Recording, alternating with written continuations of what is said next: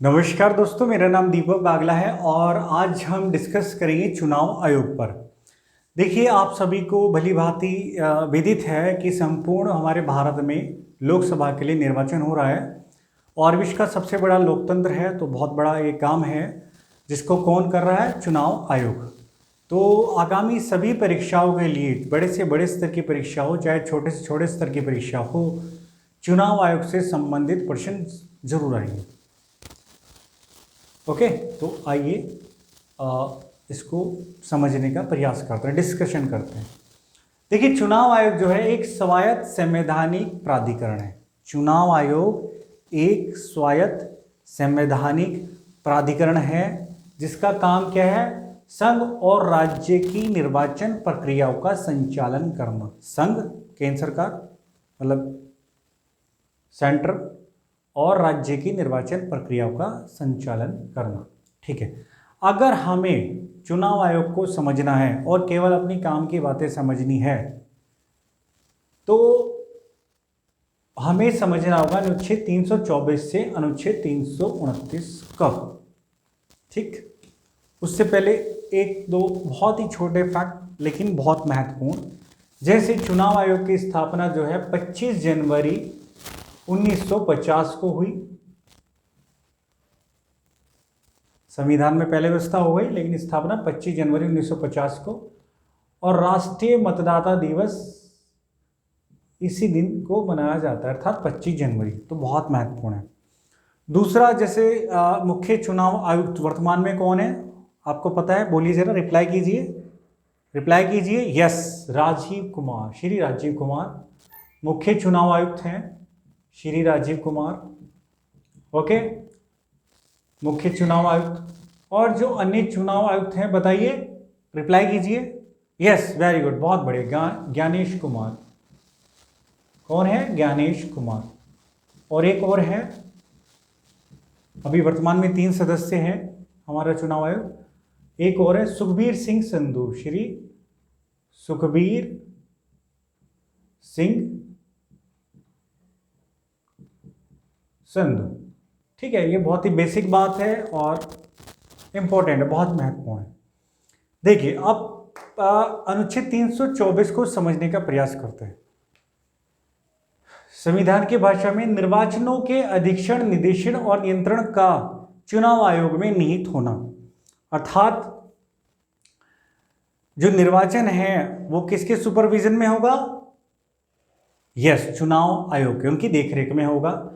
और उसके लिए वो निर्देश भी दे सकते हैं और नियंत्रण का अधिकार भी किस में होगा? यस, चुनाव आयोग में होगा। थोड़ा सा और समझते हैं। संसद, विधानमंडल, राष्ट्रपति और उपराष्ट्रपति। संसद, विधानमंडल, राष्ट्रपति और उपराष्ट्रपति के लिए निर्वाचक नामावली तैयार करने का काम कौन करेगा? यस, चुनाव आयोग। ओके, और ये तो हमने पढ़ लिया, निर्वाचन का अधीक्षण, निदेशन और नियंत्रण का कार्य चुनाव आयोग में। ठीक है जी, इतनी बात हो गई, आगे बढ़ते हैं।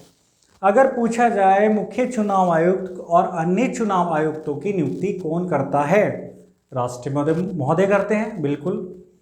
लेकिन संसद द्वारा नियमित विधि द्वारा, इनके संसद जो विधि निर्धारित करे, ठीक है ना, तो उसके अधीन। ठीक है, मुख्य चुनाव आयुक्त जो हैं चुनाव आयोग के अध्यक्ष भी होते हैं। मुख्य चुनाव आयुक्त चुनाव आयोग के अध्यक्ष होते हैं। प्रादेशिक आयुक्त, अगर पूछा जाए प्रादेशिक आयुक्तों की नियुक्ति कौन करता है, तो राष्ट्रपति महोदय करते हैं, लेकिन किनके परामर्श से? यस, निर्वाचन आयोग के परामर्श से।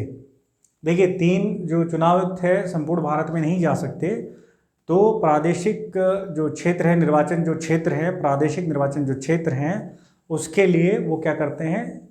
प्रादेशिक आयुक्त नियुक्त करते हैं। और जो कौन करता है? राष्ट्रपति महोदय, लेकिन मुख्य निर्वाचन आयुक्त के परामर्श पर। यह बात ध्यान रखनी है, ओके। निर्वाचन आयुक्त और प्रादेशिक आयुक्तों की शर्तें और पदावधि कौन निर्धारित करेगा? राष्ट्रपति महोदय, लेकिन जो भी संसद उपबंध बनाएगा उसके अधीन। ठीक है, अब इनको हटाना, अगर इनको हटाना है निर्वाचन आयुक्त को, इनको हटाना है तो कैसे हटेंगे? मुख्य चुनाव आयुक्त की सिफारिश पर, सीईसी की सिफारिश पर इन सभी को हटाया जा सकता है। कौन हटाएंगे? लेकिन राष्ट्रपति महोदय। परामर्श किसका होगा? रिप्लाई कीजिए यस, सीईसी, मुख्य चुनाव आयुक्त का। अब अगर मुख्य चुनाव आयुक्त को ही हटाना है तो कैसे हटेंगे? वो उसी रीति से उन्हीं आधारों पर हटेंगे जिन आधारों पर सीजेआई अर्थात चीफ जस्टिस ऑफ इंडिया को हटाया जाता है। चीफ जस्टिस ऑफ इंडिया को हटाया जाता है अर्थात अनुच्छेद 124 में लिखा है। ठीक है, उसके आधार क्या होंगे बताइए जरा, रिप्लाई कीजिए। यस यस यस, बताइए।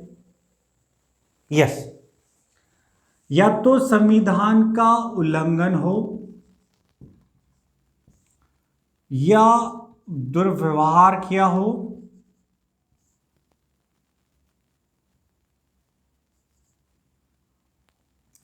या अक्षमता मतलब शारीरिक रूप से कोई परेशानी हो, तो ये आधार है। इन्हीं आधारों पर सीजेआई को और इन्हीं आधारों पर मुख्य चुनाव आयुक्त को हटाया जाता है। ठीक है, और राष्ट्रपति महोदय का भी देख लीजिए, जो पीआर है उनका है अनुच्छेद, महाभियोग है पता ही हो तो, लेकिन अनुच्छेद देख लीजिए, अनुच्छेद 61। ठीक है ना, ये इंपॉर्टेंट है, परीक्षा में कई बार आ चुका है और संभवतः आएगा भी। और एक और बात, सीईसी अर्थात मुख्य चुनाव आयुक्त की नियुक्ति के पश्चात उनके वेतन भत्तों में कोई भी अलाभकारी परिवर्तन नहीं किया जा सकता। अर्थात इससे स्पष्ट हो जाता है कि ये पूर्ण रूप से स्वायत्त है और स्वतंत्र है, क्योंकि अगर ये भारत सरकार के अगेंस्ट भी कोई कार्रवाई करते हैं तो उसका इनका कुछ नहीं बिगाड़ सकती। ठीक है, तो इससे सिद्ध हो रहा है ये एक स्वायत्त संस्था है।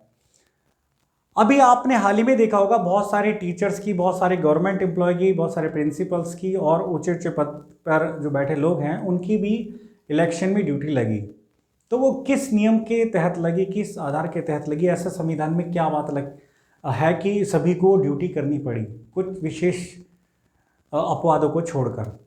ठीक है ना, तो वो ये है, इसमें लिखा है निर्वाचन आयोग के अनुरोध पर राष्ट्रपति और राज्यपाल चुनाव आयोग और प्रादेशिक आयुक्तों को कर्मचारी वृंद अर्थात कर्मचारी उपलब्ध कराएंगे ताकि वो अपने निर्वाचन के जो कर्तव्य है उनका निर्वहन कर सकें। बात समझ में आई? तो एक्चुअली नियुक्ति कौन कर रहा है? राष्ट्रपति और राज्यपाल। ठीक है, इसलिए ड्यूटी करनी अनिवार्य होती है।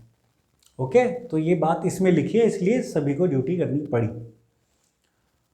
अब एक और अनुच्छेद है, अनुच्छेद 325। देखिए अनुच्छेद 325 क्या है? संसद विधानमंडल के निर्वाचन के लिए प्रत्येक प्रादेशिक निर्वाचन क्षेत्र के लिए साधारण निर्वाचक नामावली होगी। देखिए आप समझ रहे हैं ना, जैसे लोकसभा क्षेत्र अलग होता है, ये प्रादेशिक क्षेत्र हो गया। एक लोग जैसे मान लीजिए उत्तराखंड में जो लोकसभा की है 5 सीटें हैं, तो अलग अलग लोकसभा क्षेत्र हो गया। ठीक है ना, तो वो उसी को बोल रहे हैं प्रादेशिक निर्वाचन क्षेत्र।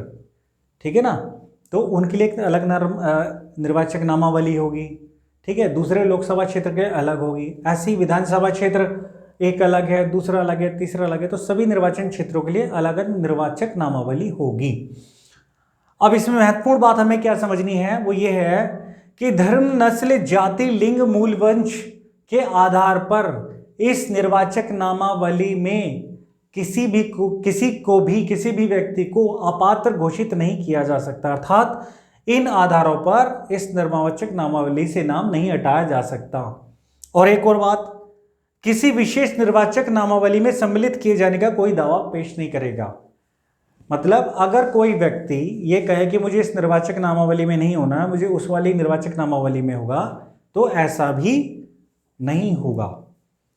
तो हमें 324 समझ में आ गया, बहुत सारी बातें समझ में आ गई, क्लियर हो गई। कोई कन्फ्यूज़न है तो आप रिप्लाई करना, मैसेज करना, उसको दूर करने का प्रयास करेंगे। तो 324 हो गया, 325 हो गया, क्लियर? ठीक है, अब इसके बाद हम पढ़ते हैं 326 से लेके 329 का। ठीक है, अभी पढ़ते हैं।